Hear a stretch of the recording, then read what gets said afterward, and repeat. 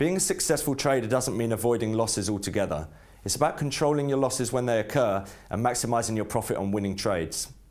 You probably know that our deal ticket offers stop losses which can automatically close a trade for you if a market hits a level you specify. But how do you decide where to place your stop loss?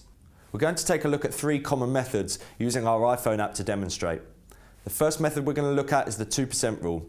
Now, many traders believe that you should never risk more than 2% of your trading capital in any given trade.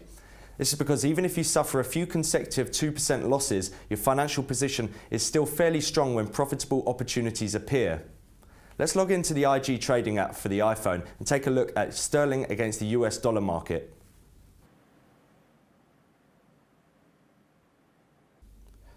Let's search for sterling against the US dollar and open the deal ticket to set our stop loss and place our trade.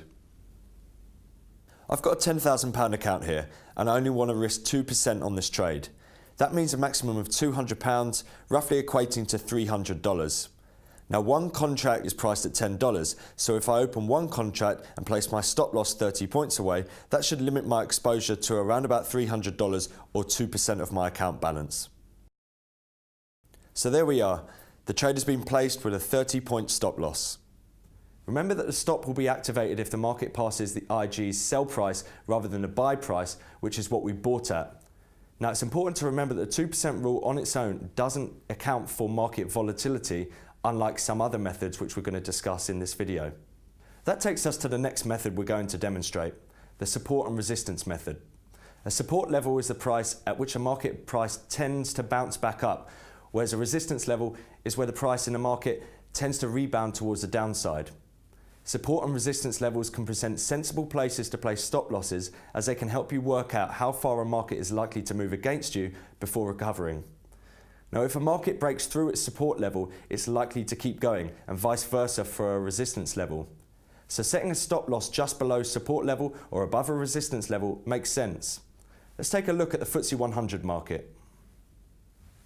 So let's look at the FTSE 100 chart to see both where we want to place a trade and where we want to place our stop loss. On the 4-hour chart, we can see that clearly we're in a downtrend and the chart is moving back towards the downside, and therefore I want to sell into this market. In terms of an area for resistance and therefore where I want to place my stop loss, I'm going to look at the peak here from the 23rd of September, which is around about 60.70. To give it a bit of room to breathe, I'm going to place mine around about 60.80, which is around about 130 points higher from where the price is currently. For me to sell that, I'm going to open a position with a contract size of 1, and I'm going to place my stop loss 130 points higher than current price. As the market moves in your favour, it's important to know that you can move your stop loss as you go along. So as the market moves lower, I'm going to hopefully place my stop loss lower each time we create a new area of resistance. Our last method is based on the average true range indicator. It reveals how volatile a market is over a specified period of time. A large ATR indicates high volatility, whereas a small ATR indicates low volatility.